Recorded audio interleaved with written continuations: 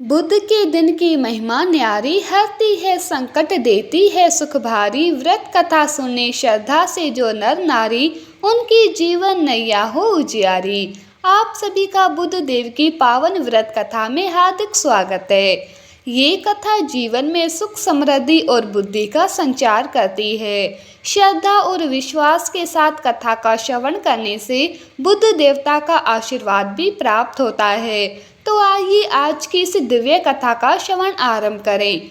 बहुत समय पहले की बात है कि एक शाहूकार का नया नया विवाह हुआ था। उसकी पत्नी अपने मायके गई हुई थी। नया नया विवाह था, नई नई उमंग थी। शाहूकार का परिवार भी कुछ खास बड़ा नहीं था।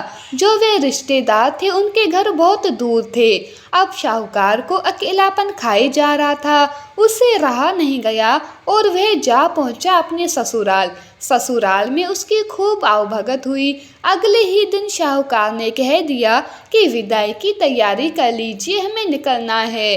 अब संयोगवश वो दिन था बुधवार का। सास ससुर ने अपने दामाद को समझाने का प्रयास किया कि बेटा, आज बुधवार का दिन है, इस दिन बेटी की विदाई नहीं करने का रिवाज है। बेटी की विदाई तो क्या, किसी भी शुभ कार्य के लिए यात्रा पर जाना बुधवार के दिन शुभ नहीं माना जाता।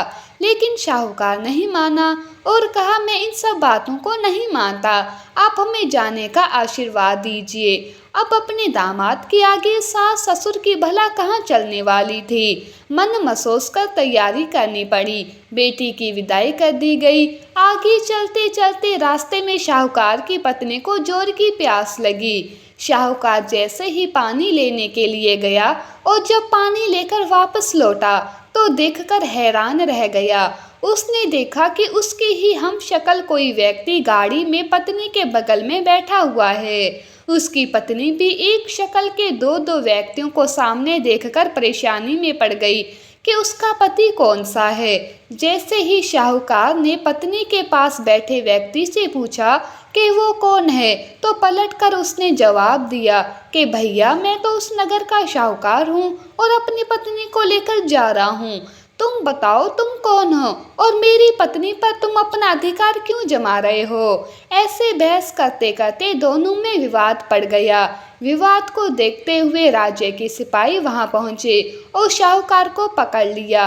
अब सिपाही भी चक्कर में पड़ गए कि दोनों की शक्ल सूरत तो एक समान है। उन्होंने शाहूकार की पत्नी से ही पूछा कि बताओ, इसमें से तुम्हारा पति कौन सा है। अब बेचारी भला वो क्या जवाब देती। तब शाहूकार ने हाथ जोड़ लिए और भगवान से विनती की कि हे भगवान, ये आपकी क्या माया है। तभी आकाशवाणी हुई कि मूर्ख, याद कर, कुछ समय पहले तूने ही तो अपने सास ससुर की आज्ञा ना मानकर भगवान बुद्ध का अपमान किया और बुधवार के दिन तू अपनी पत्नी को लेकर चल पड़ा, जबकि तुझे इस दिन नहीं जाना चाहिए था। ये स्वयं बुद्ध देव हैं जो तुम्हें सबक सिखाने के लिए तुम्हारे वेश में हैं। तब शाहूकार ने सच्चे मन से क्षमा मांगी और भविष्य में कभी ऐसा ना करने का वचन भी दिया और बुधवार को नियम पूर्वक व्रत पालन करने का संकल्प लिया। तब जाकर शाहूकार के रूप में प्रकट हुए बुद्ध देवता अंतर ध्यान हो गए और शाहूकार अपनी पत्नी को लेकर घर जा सका। इस घटना के बाद शाहूकार और उसकी पत्नी दोनों नियमित रूप से बुधवार का व्रत पालन करने लगे। मान्यता है कि जो भी व्यक्ति इस कथा को कहता या सुनता या पढ़ता है, उसे बुधवार के दिन यात्रा करने पर भी कोई दोष नहीं लगता और समस्त सुखों की भी प्राप्ति होती है। बुध ग्रह की शांति और सर्व सुख के इच्छुक स्त्री पुरुष बुधवार के दिन इस व्रत को कर सकते हैं। ज्ञान, बुद्धि, कार्य, व्यापार आदि में उन्नति के लिए भी बुधवार का व्रत बहुत ही शुभ और फलदायी माना जाता है। आज के दिन बुध देवता के साथ साथ भगवान गणेश जी की पूजा का भी विधान है। ये थी बुधवार व्रत कथा। अब सुनिए गणेश भगवान जी की कहानी, क्योंकि गणेश भगवान की कहानी के बिना हर व्रत कथा अधूरी होती है। एक बार गणेश भगवान एक छोटे से बालक का रूप धरकर चिमटी में चावल और चमचे में दूध लेकर धरती लोक पर आए और वहां आने पर वो एक गांव में गए। जहाँ वो हर किसी से कह रहे थे कि कोई मेरी खीर बना दो, कोई मेरी खीर बना दो। एक बूढ़ी माई बैठी हुई थी, उन्होंने कहा, ला मैं बना दूं। अब वो छोटा सा बर्तन चूल्हे पर चढ़ाने लगी। तब गणेश जी ने कहा, दादी माँ, छोटी सी भगोनी मत चढ़ाओ, आपके घर में तो जो सबसे बड़ा वाला बर्तन हो ना, वही चढ़ा दो। बूढ़ी माई ने बालक का मन रखने के लिए वही किया। वो घर के भीतर गई और घर का सबसे बड़ा भगोना लाकर चूल्हे पर चढ़ा दिया। वो देखती रह गई कि उसमें जो थोड़े से चावल उस बड़े बर्तन में उन्होंने डाले थे, वो तो पूरा का पूरा भर गया। अब गणेश जी ने कहा, दादी माँ, मैं नहाकर आता हूँ, तब तक खीर तैयार हो जाएगी। खीर तैयार हो गई तो बूढ़ी माई के पोते पोती खीर खाने के लिए रोने लगे। बूढ़ी माई जब भी कुछ बनाती तो बिना गणेश भगवान को भोग लगाए कुछ नहीं खाती, ना ही किसी और को खाने देती थी। तब उन्होंने मन ही मन कहा, गणेश जी तेरे भोग लगे। ऐसा कहकर उन्होंने चूल्हे में थोड़ी सी खीर डाली और कटोरी भरकर खीर बच्चों को दे दी।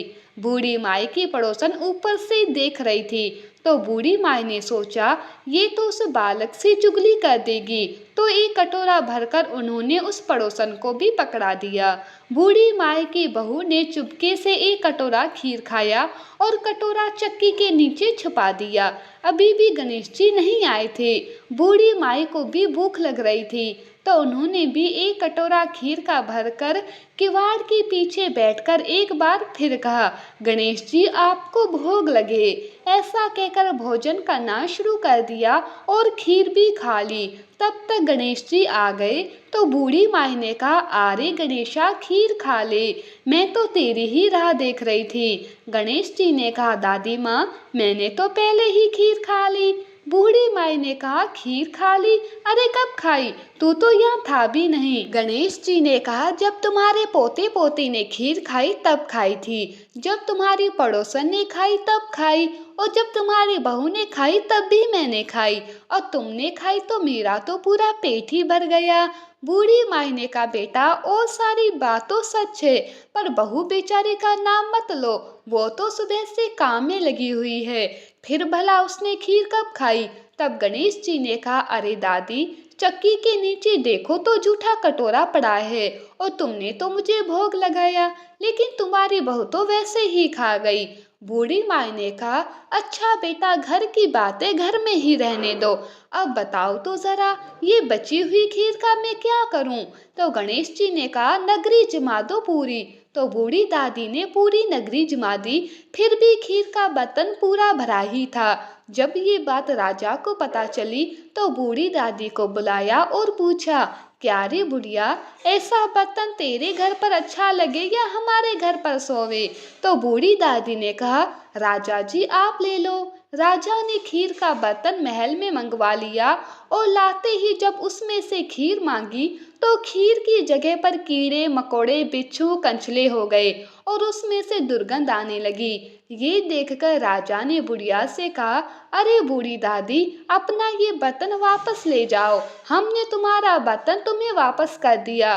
तब बूढ़ी माई ने कहा, महाराज, अगर आप देते तो पहले ही कभी देते, ये बर्तन तो मुझे मेरे गणेश जी ने दिया है। ऐसा कहकर बूढ़ी माई ने वो बर्तन वापस ले लिया, और उनके हाथों में लेते ही उस बर्तन की दुर्गंध दूर हो गई, सुगंधी आने लगी। घर आकर बूढ़ी दादी ने गणेश जी से कहा, अब बताओ बची हुई खीर का क्या करें?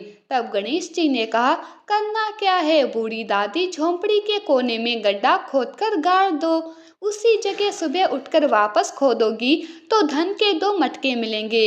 ऐसा कहने के बाद गणेश जी भगवान वहीं अंतर्ध्यान हो गए। जाते समय झोंपड़ी की लात मारते हुए गए तो झोंपड़ी की जगह पर महल हो गया। सुबह बहू ने फावड़ा लेकर पूरे घर को खोद दिया, जो कुछ भी नहीं मिला। तब बहू ने कहा, सासू जी, थारो गणेश तो झूठो है। सासू ने कहा, बहू, मारो गणेश झूठो नहीं है, ला मैं खोदूं। ऐसा कहकर वो सुई लेकर खोजने लगी। जब वो सुई से खोद रही थी तो टन टन करते 2 धन के मटके निकल आए। आपकी बहू रानी बोली, सासू जी, गणेश जी तो साचो ही है। सास ने कहा, अरे बहू रानी, गणेश जी तो भावनाओं के भूखे हैं, हे गणेश जी भगवान, जैसा आपने बूढ़ी दादी को दिया वैसा सबको देना। विनायक जी की कहानी कहने वाले, हुंकार भरने वाले और आसपास के सुनने वाले सबको देना। बोलो गणपति महाराज की जय।